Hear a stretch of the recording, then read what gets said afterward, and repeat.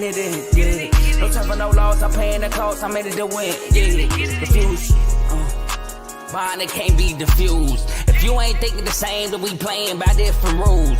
You can't see the vision, we living at different views. Until we complete the mission, keep getting up, never snooze. I walked a mile in my shoes, had the mind of a fool, chasing diamonds and jewels. Trust me, I was confused. Started minding my business and used my mind as a tool. Ended up finding my purpose and found the time to get to it. They told me I couldn't do it, they told me I couldn't make it. They sold it, could never break it. That's sadly mistaken. I need a piece of the pie, I want it so bad I can taste it. They told me like told me, keep on running, toes they gon' take them. Used to lose, built to win, applied myself, I felt it in. No time for the doubt, they counted me out, I'm getting it in, yeah. No time for no loss, I pay for the cost, I'm winning to win, yeah. Refuse to lose, I'm built to.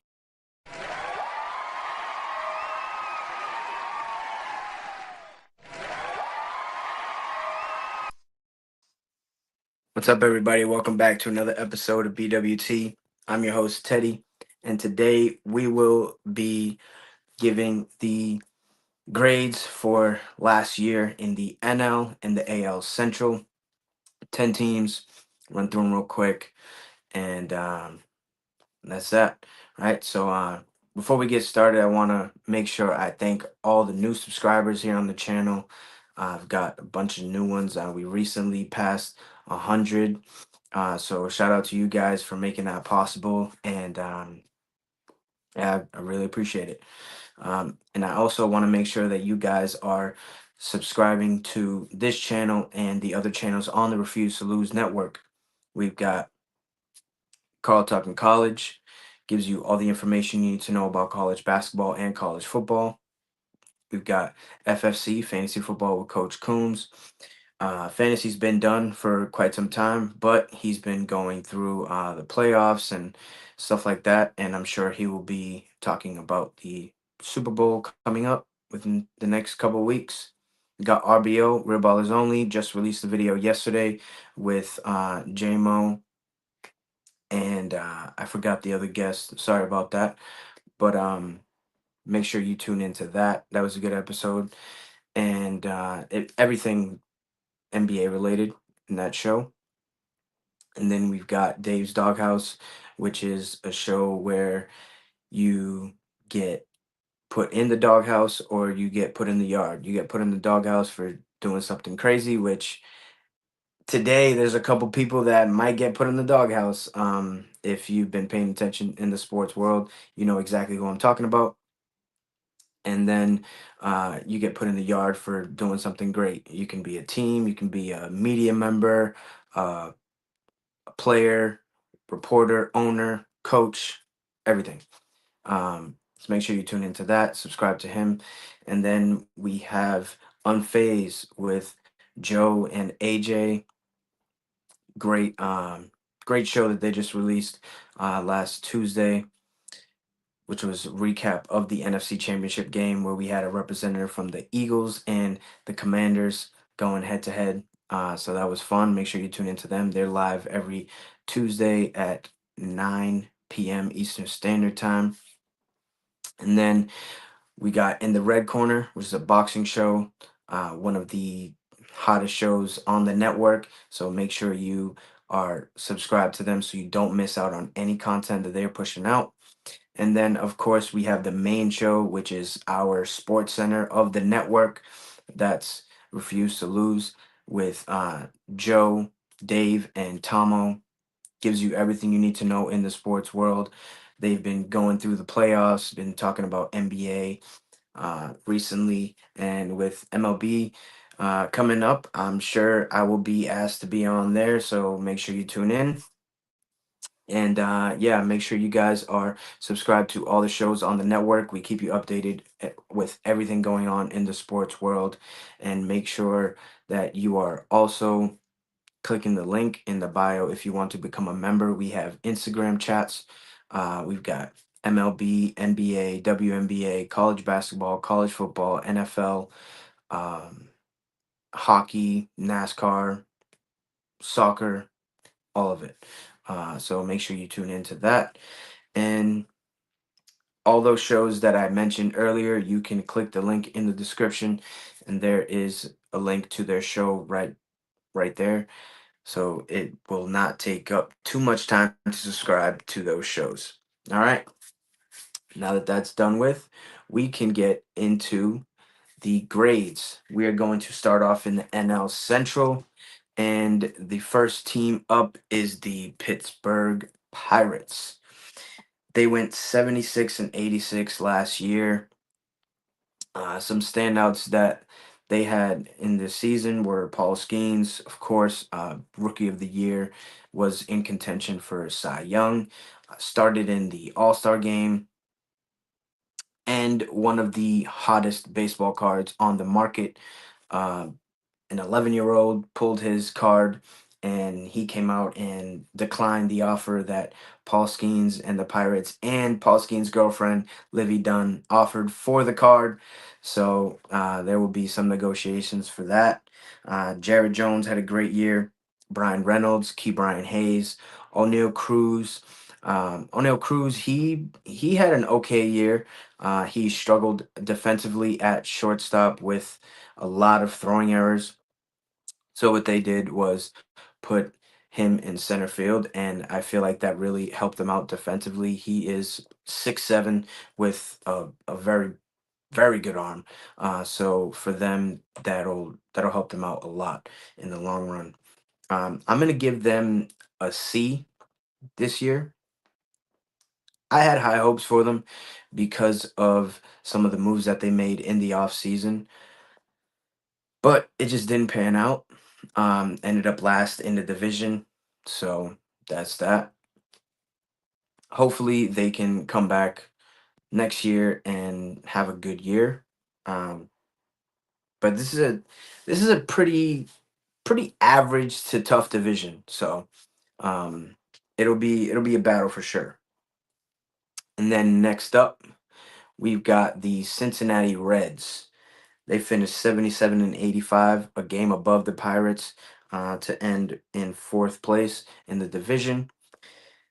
Some standouts were obviously Ellie De La Cruz, which congratulations for being on the cover of MLB 25. Also, Paul Skeens, congratulations for that as well.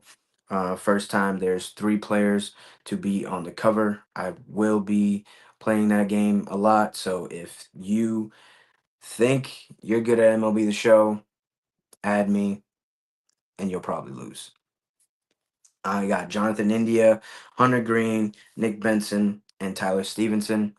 Um, India had a great offensive year. Um, I thought that the Yankees were going to swoop in and get him in the offseason via trade, but he ends up going in the division to the Royals. So that is going to be a very good middle infield with Bobby Witt and Jonathan India. Uh, for the team grade, I'm going to give them a C as well. They definitely were average this year. They started off really good, and then they just fell down and just had tons of losing streaks and just couldn't get some wins in this division. Uh, and next year, I expect them to be fighting for the number one spot in the division because they hired Terry Francona to be their manager, a very, very good manager. I know him from when he was a part of the Boston Red Sox, and me as a Yankee fan, I know what Terry was able to do with the Red Sox. So I'm excited to see what he can do with this young Cincinnati Reds team. And then in third place in the division, we had the Chicago Cubs. They finished 83 and 79. Some standouts were Cody Bellinger, Ian Happ, Kurt Suzuki, Pete Crow Armstrong, Shota Imanaga, rookie. He pitched great. He started off really good, and then he hit this little skid where it was funny because he took a picture with Angel Reese and Camila Cardoso, WNBA players, and then after that he just started going downhill. But there's it was just funny that it happened. It was a coincidence, right? So people ran with it, of course, on the internet. We got our first comment of the day. What's up? What's up, Teddy? What's up, Joe? How we doing, man? Um, yeah, they made some moves in the off season. The Yankees went and got Cody Bellinger. Finally, I've been asking for Cody Bellinger for quite some time. I thought that it was going to be last year during the season, but because the Cubs were in contention for the division after or around the trade deadline, the Cubs decided to keep him for the remainder of the year and then traded him away in the off season. Uh, My boy Joe said he's still a free agent. He's looking for teams, man. Somebody help him out. He's got until spring training ends. You got till opening day, Joe. Once opening day starts, if you don't have a team, I'm gonna I'm gonna pick a team for you, and you just gotta root for him. Um, and also, Dansby Swanson was one of these standouts for the Cubs as well. I give them a C plus because they were in contention for the division for quite some time uh, until like the last 2 weeks of the year. So and they did pretty well. I can't complain about how the Cubs competed all year. It's pretty tough with the lack of high end players on their roster.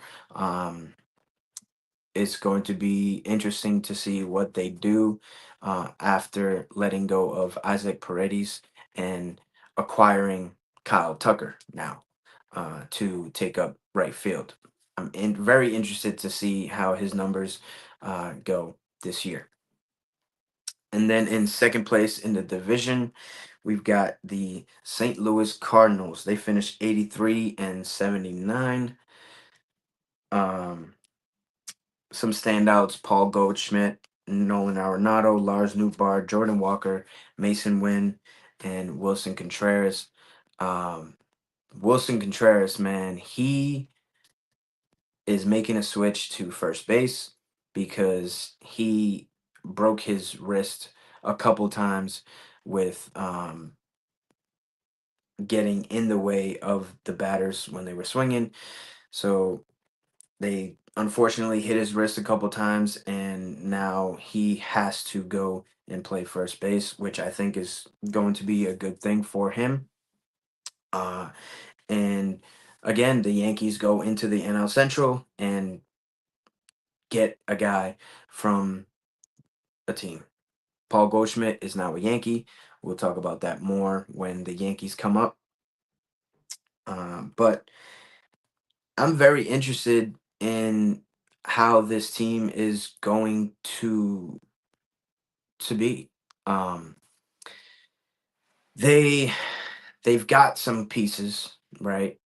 But they're ran by a young coach. Last year was his first year, so he's battled and they were able to finish second in this division with 83 wins. That's not terrible at all. So, very interested to see how this works out. There's a lot of talks with Nolan Arenado going to the Red Sox, the Yankees, and all these other teams. So I'm really interested to see what happens with that. And I'm giving the Cardinals a C plus because it was an year. It was like I said. I mean, this division is pretty average. Both divisions in the NL and AL Central are pretty average.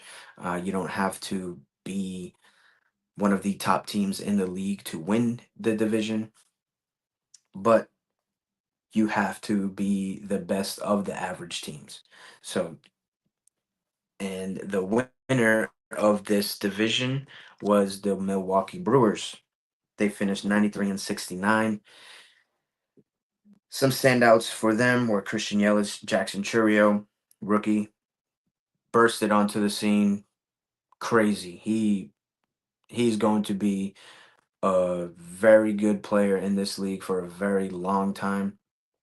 He signed a big contract before he even stepped foot on a big league diamond, and for the front office to believe in the kid, and for him to go out there and play the way that he played all year round, come up big in the playoffs. He had one game where he hit 2 home runs, and then he ended up robbing a home run. So um, Jackson Churio, remember the name because he's going to be one to watch. Willie Adames, he ended up going to the Giants. He had a good year last year. Um, Devin Williams, he was one of the top relievers in the game in all of MLB.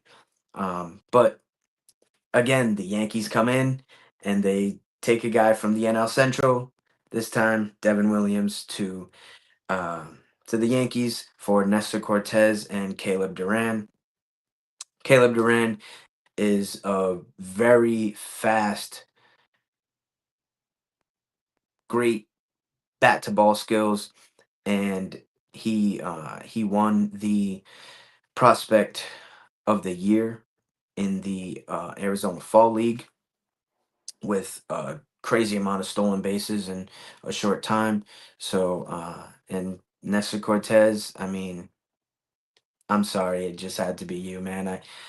I always loved watching Nasty Nestor pitch for the Yankees, but now he was just a piece, and the Yankees just becoming a better team now. And guess who the Yankees start the season off with? The Brewers. So it would be sweet to have Nestor pitch one of those games and see him go up against the Yankees lineup. And for the Brewers, I'm going to give them a B for their season. They won their division, ended up getting knocked out in the first round of the playoffs against the New York Mets. Um, the Mets were playing some extremely good baseball at that time. It was very tough for the Brewers to advance, and I mean, it is what it is, right? It's baseball. That's why I love this game. You never know who's gonna be on top at a certain point. So that's the NL Central. Now we go over to the AL Central, where this one is going to be nice and sweet. The White Sox, last place in the division. They sucked all year round. They're an F. It was just terrible. They had the most losses in MLB history. They were terrible, terrible, terrible. Ended up firing their manager mid-season. Grady Sizemore stepped in as the interim coach, and he didn't do well either. So, and then they just traded away their ace to the Red Sox. Like nothing is on the bright side for this Chicago White Sox team. Somebody go get Luis Robert Jr. Because he is a very very phenomenal player, and we can't let him rot in Chicago. Now we go to the Minnesota Twins. They finished 82-80. Carlos Correa, Brian Buxton, Royce Lewis, Max Kepler, and Jorge Polanco were some standouts. Also with Jorge Lopez, the starting pitcher. I was a little disappointed with this team. They are always at the top of the division or battling for it and then making the playoffs. And unfortunately, they're known for choking in the playoffs. But it is what it is, like I said. They had some players like Byron Buxton be injured a lot last year, and also Royce Lewis. That dude can hit. Royce Lewis can hit, but he can't stay on the field. So that's a problem. So they need to have him be available because your best ability is your availability. And the Twins, if they want to succeed, they need to stay healthy. Uh, so yeah, I'm giving the Twins a C plus. And for the White Sox record, it was 41 and 121. Just terrible. I forgot to mention that. So we move on to the third place team in the division, the team that I thought was going to win this division at the beginning of the year. Shout out to Carl. They finished 86 and 76. Some standouts were Riley Green, Kerry Carpenter, Zach McKinstry, Colt Keith. Um, these young dudes are scrappy. Uh, they ended up making the playoffs after having like a .02 chance of even making it around the All-Star break. They were so far back in the division, and something clicked in the clubhouse. Ended up going to the playoffs, beating the Astros in 2 games in Houston. I love watching Houston lose, so that was great for me. And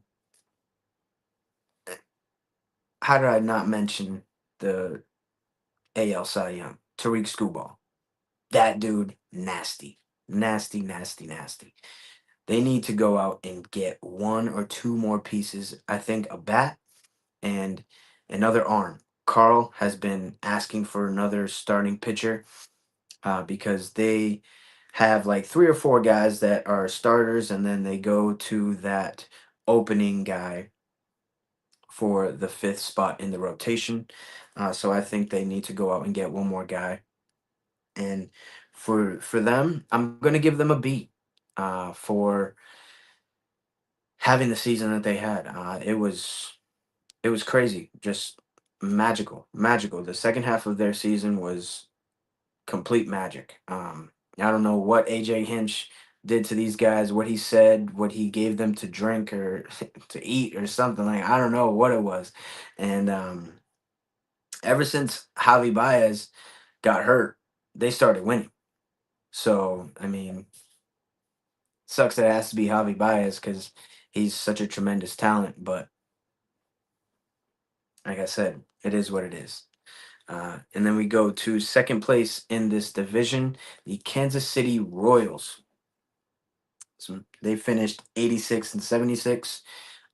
They won the season series against the Tigers. That's why they ended up getting second place in the division.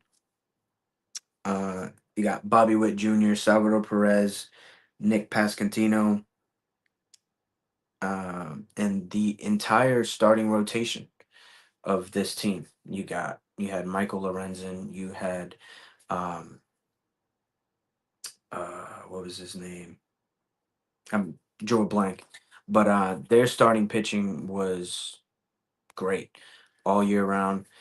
Um, Bobby Witt Jr. ended up winning Gold Glove, Silver Slugger, and was MVP finalist. Some people said that he deserved to win the MVP, but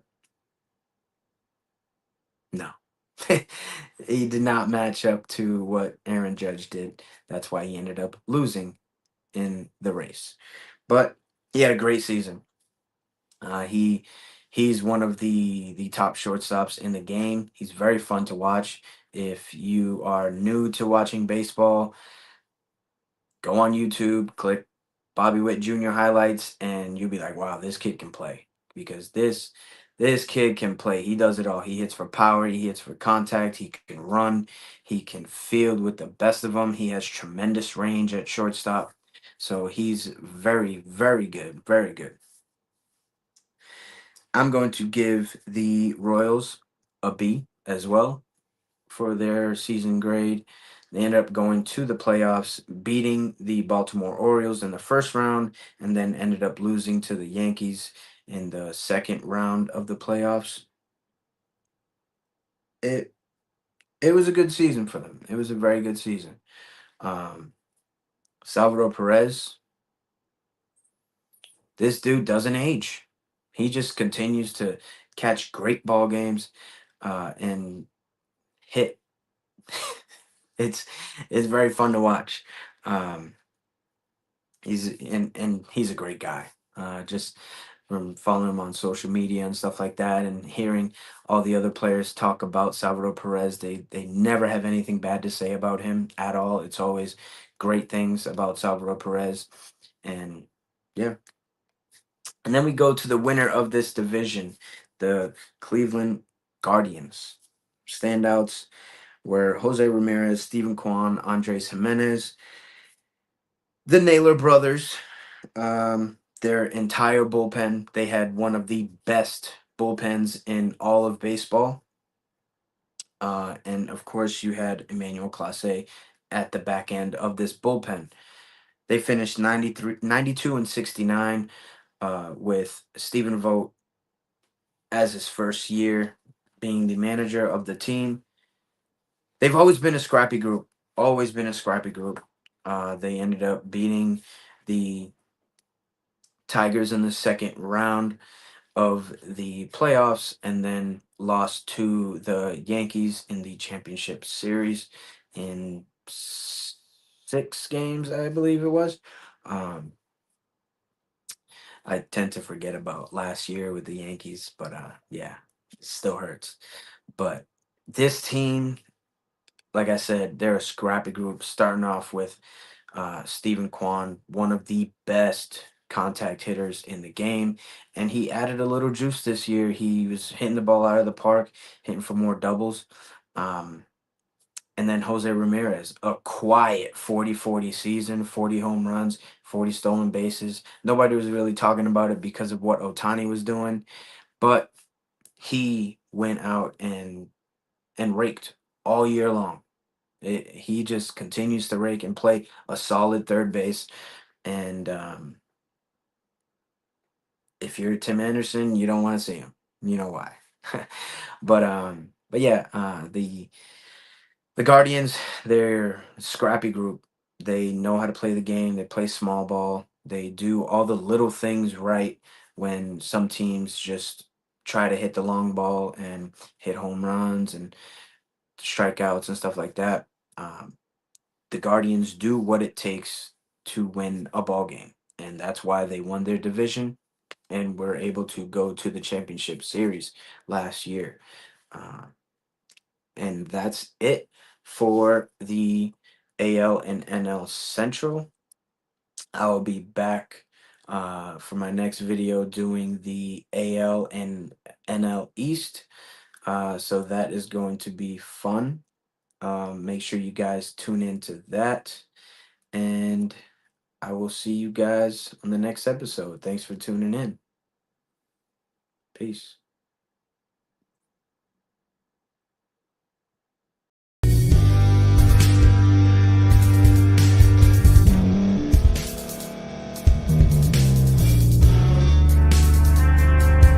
Thank you for staying to the end. If you're watching this on YouTube, please like this video, subscribe, and also hit that notification button so you can be notified next time we put out a video. If you're listening on any podcast platform, subscribe and hit that notification button, y'all, so you can be notified we put out another podcast audio. And last but not least, hit that share button. No matter what you're listening to or watching it, hit that share button and send it to somebody that you know that would love to watch this episode you just listened to. So once again, thank you for staying to the end, and we'll see y'all in the next episode.